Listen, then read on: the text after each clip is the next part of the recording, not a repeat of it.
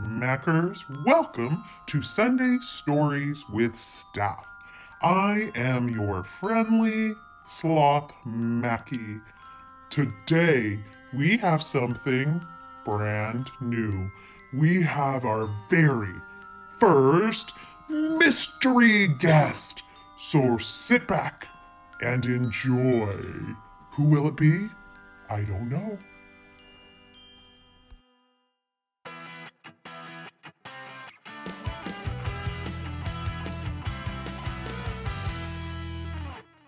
And our special guest today is, drumroll, Mr. Christian! Hi! And you're like, who is Mr. Christian? Yeah, you might not know me. No, some people know Mr. Christian, but how he is, I don't know, connected to Nate Mack, he's been connected for a long time, is through me and through other friends. We've known each other a long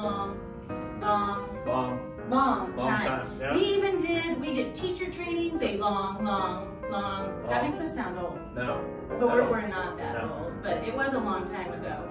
And the reason we have robotics at Nate Mack is because of this person.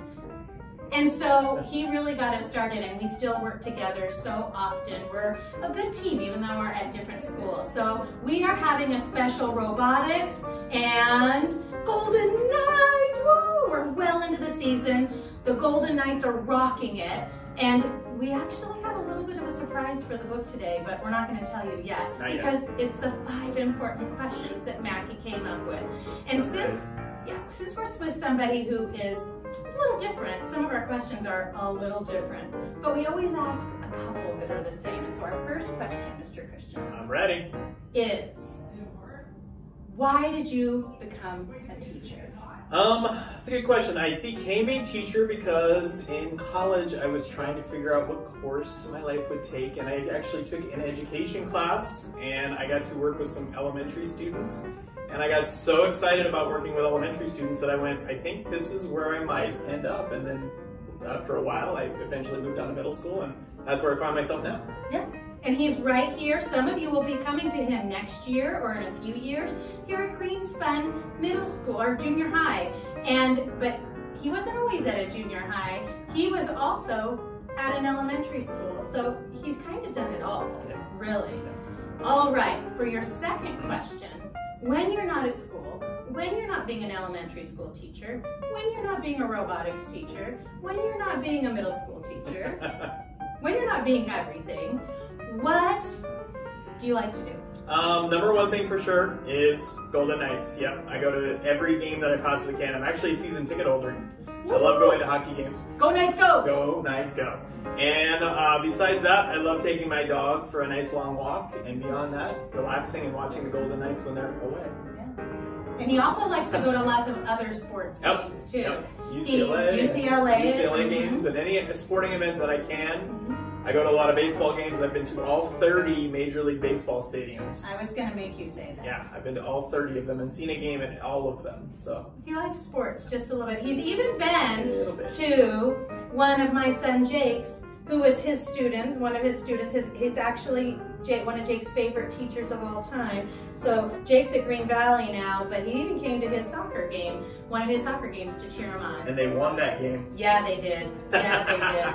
So he really is a sports fan, and that's one thing that we have in common as well. Absolutely. So, next question. Okay. What made you get into robotics? I know what got me into robotics, but what got you into robotics? For me, actually, it was the elementary school I worked at. I used to teach in California before I moved here, and the school that we were at there, they got a grant from NASA, actually, and we started kind of an after-school club there. And it was a year or two before I moved to Las Vegas, and I was like, if I ever move somewhere else or start another school, I think that'd be a really cool activity to get kids excited about technology and science and math and all those things. So I carried it over when I moved out here and started a club at my old elementary school, Bartlett, and then moved it over here to Greenspun, and it just keeps growing and growing and growing and getting bigger and bigger. And bigger and bigger. And that's what's kind of happening over with us too. You just kind of started this domino effect. He has an entire legacy going. Yes.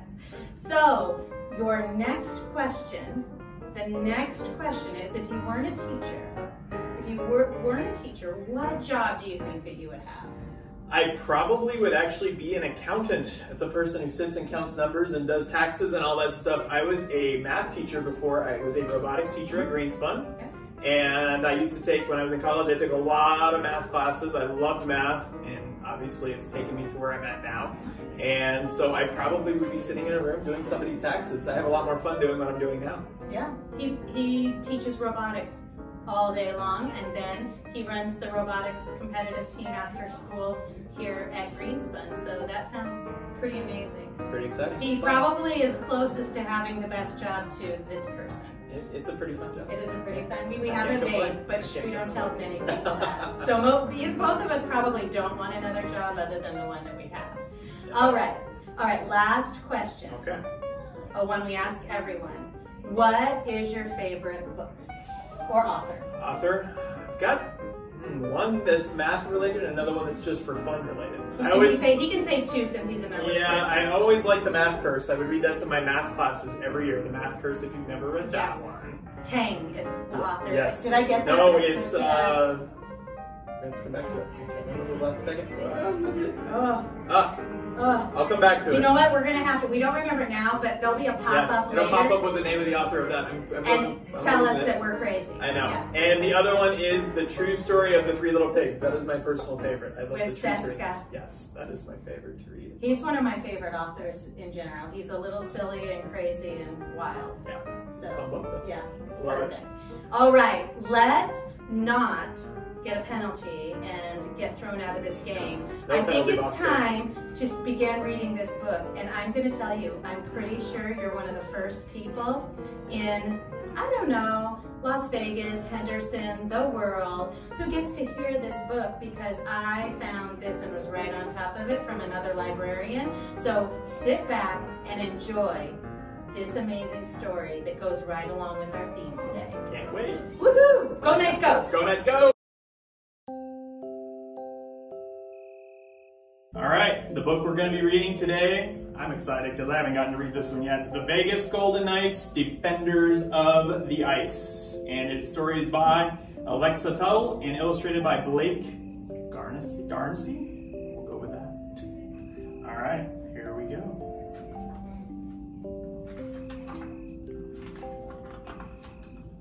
So, between the Red Rock Mountains and the arid desert land, there is a town called Vegas that exists amongst the sand.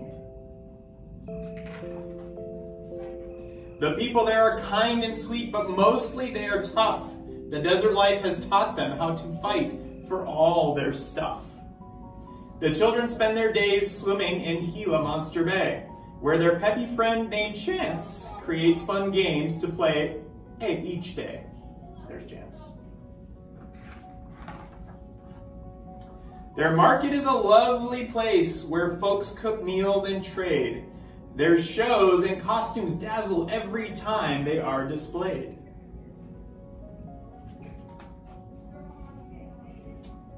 Other townsfolk visit Vegas, but they never stay. They have their fun and then they leave and others come to play. That doesn't bother Vegas folks. They know their town is great. Entertaining others is perhaps their greatest trait. One day, a young man hiking in the Rocky Mountain Range discovers something shining through the stone. It seems quite strange. As he nears the bright gold light, the air grows crisp and cold. His breath rises in front of him, swirling like a wisp. Shivering, he finds himself standing face to face with a floor made out of crystal ice. What is this magic place? Where is he? He runs to tell the others about this icy ground.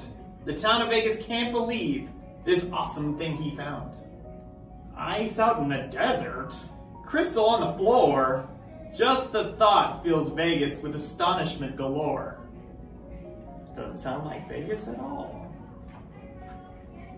They check it out together and indeed they find it's true.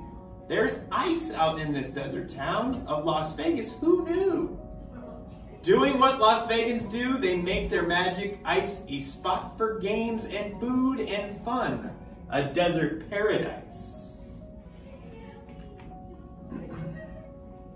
Word soon spreads about this place of wonder and delight. People come from near and far to see the fabled sight. The town of Vegas prospers as its magic ice astounds. The Las Vegas welcomes visitors with cheer that knows no bounds. Other kingdoms do not understand this paradox. How can desert ice exist? It is unorthodox. These kingdoms become jealous. They all want what Vegas has, not knowing it's the people that give Las Vegas its pizzazz.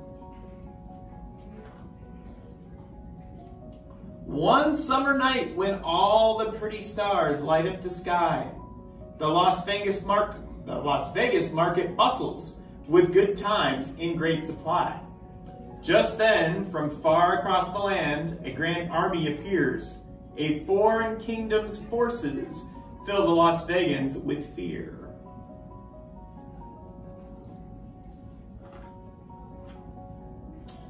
Forfeit your magic ice to me, the king states in demand.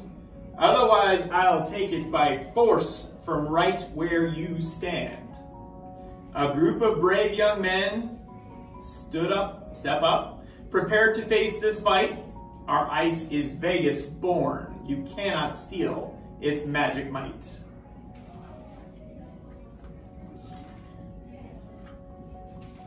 That is exactly what I'll do. This battle you can't win, the fiendish king announces with a slightly evil grin. His army charges forward with the swords and shields out front. The Vegas fighters raise their fists, prepared to take the brunt.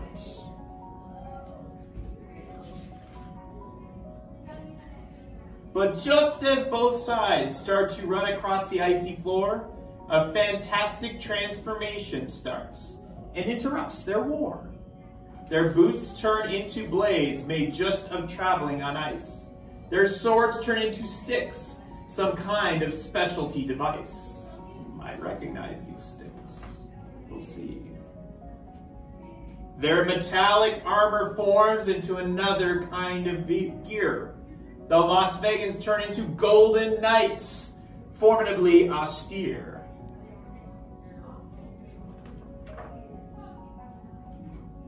Both armies stop to take in what happened here and now. They notice two nets magically appear nearby somehow. Blue and red lines form beneath the ice on which they stand. Glass walls construct themselves between the crystal and the sand. Get an idea what's about to happen. A floating puck appears just above the middle line. A scoreboard poofs itself in place amongst this new design. It seems the magic ice would like both sides to play a game. We'll play you for the ice, the Las Vegas Golden Knights exclaim. I recognize some of those faces. The king's army, confused and awestruck by this twist of fate, take their stance across the knights with temper in their gait. Chance the Gila monster howls, and you all know this one, "Go knights go, let's win." The puck drops on the ice, letting the hockey game begin. Who do you think's gonna win this one? At first, both armies scramble with their newfound icy skates, but soon they find their footing, as their manner demonstrates. Swoosh, pow, whack! The men all work together as a team. The Golden Knights are leading in this game, as it would seem. Sounds like a robotics team to me, working together. The people watching cheer and gather round the icy court. What started as a battle turns into an epic sport. The king's army of men realize they just might lose the game. They change their plan to hurt the knights, their sportsmanship a shame. But the Vegas Golden Knights know better than to cheat. They push their hardest to the end, refusing to be beat. With mere seconds left on the clock, the team fight for a goal. Then bam! The Knights score a win for Vegas as a whole. The Knights shout, "Victory is ours!" The crowd erupts in cheer. All the King's men bow their heads towards Vegas, quite sincere. I see now why this magic ice should be yours to protect. The King says to the Golden Knights, who now have his respect. You're welcome to return and play our game with us once more, the Vegas team proposes, once your men aren't quite so sore. They shake hands and the Knight retreats back to his home state. Vegas spends the evening very glad to celebrate. The men who fought for Vegas, pure of heart and brave of soul, are now forever Golden Knights, always on patrol. They build a fortress round the ice for spectators to watch. Word spreads of how Las Vegas has a team that plays top-notch. Throughout the years, many opponents seek to win these fights, but none play desert hockey like our Vegas Golden Knights. At the end, there's some cool places if you get this book to put some autographs of your favorite players. I hope you enjoyed our story today. I hope I will see you all at Nate Mag very soon, because I'll be stopping by to visit all of you, and especially the robotics team. But right now, it's time for me to call it a night and get some sleep.